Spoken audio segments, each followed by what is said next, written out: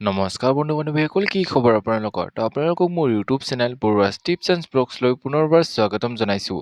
তো যিসকল বন্ধু-বান্ধৱীয়ে আছাম HSLCৰ এইবাৰ এক্সাম দিছে আৰু তেওঁলোকে ইয়াৰ ৰিজাল্টৰ বাবে ৱেইট কৰি আছে, তো তেওঁলোকৰ বাবে এটা বহুতেই ভাল খবৰ যে ফাইনেলি আহি গ'ল ইয়াৰ ৰিজাল্টৰ বাবে ইম্পৰ্টেণ্ট আপডেটছ।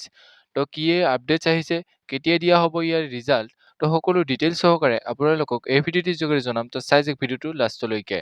তো এইখিনিতে যদিহে আপোনালোকে আমাৰ চেনেললৈ প্ৰথমবাৰৰ বাবে আহিছে, তেনেহ'লে চেনেলটো ছাবস্ক্ৰাইব কৰিব আৰু কাষতে থকা বেল আইকনটো অলপ প্ৰেছ কৰিব, যাতে আমি দিয়া এনেকুৱা ইনফৰমেশ্যন ৰিলেটেড ভিডিঅ'সমূহ আপোনালোকে প্ৰথমতে পাব পাৰে। তো বলক আজি ভিডিঅ'টো আৰম্ভ কৰোঁ। তো বন্ধু-বান্ধৱীসকল, যিহেতু এতিয়ালৈকে অসম চৰকাৰৰ শিক্ষা বিভাগৰ পৰা আছাম HSLC এইবাৰৰ ৰিজাল্টৰ বিষয়ে কোনো আপডেটছ অহা নাই আৰু বহু বন্ধু-বান্ধৱীয়ে মোক সুধি আছিলে যে ইয়াৰ ৰিজাল্ট কেতিয়া দিব, যিহেতু তেওঁলোকে ৱেইট কৰি আছে ইয়াৰ ৰিজাল্টৰ বাবে আৰু তেওঁলোকে ইয়াৰ ৰিজাল্ট কেতিয়া দিয়া হ'ব তাৰ বিষয়ে জানিব বিচাৰি আছে।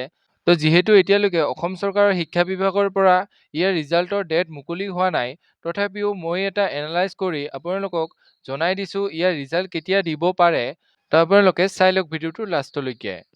তো বন্ধু-বান্ধৱীসকল, যোৱাবাৰৰ যদি আপোনালোকে ৰিজাল্টটো চায়, তেন্তে আপোনালোকে দেখা পাব যে ইয়াৰ ৰিজাল্টটো দিয়া হৈছিল 11 এপ্ৰিল 2025 ৰাতিপুৱা 10:30 বজাত আৰু ইয়াৰ এক্সাম অনুষ্ঠিত হৈছিল 15 ফেব্ৰুৱাৰীৰ পৰা 3 মাৰ্চলৈকে। তো ইয়াতে আপোনালোকৰ ৰিজাল্ট দিওঁতে মাত্ৰ এমাহে সময় লৈছিল।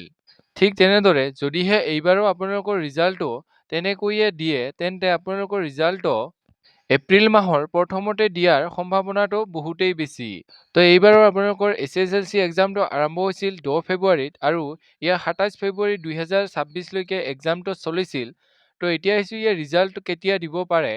তো আপোনালোকৰ HSLC এক্সামৰ ৰিজাল্টটো এইবাৰ 16 এপ্ৰিলৰ আগে পাছে দিয়াৰ সম্ভাৱনাটো বহুতেই বেছি। তো যিহেতু 9 এপ্ৰিলত আমাৰ অসমত ভোট হ'ব আৰু ভোটৰ সময়ত আপোনালোকে ৰিজাল্টৰ আশা একেবাৰে নকৰিব। আপোনালোকৰ ৰিজাল্টটো ভোটৰ পিছত আৰু বহাগ বিহুৰ আগত দিয়াৰ সম্ভাৱনাটো বহুতেই বেছি। তো ইয়াতে 16 এপ্ৰিল দিয়া আছে যদিও ইয়াৰ আগতেও দিব পাৰে ৰিজাল্ট বা ইয়াৰ পিছতো দিব পাৰে ৰিজাল্ট, কাৰণ এইটো যিহেতু এটা এক্সপেক্টেড ডেটহে।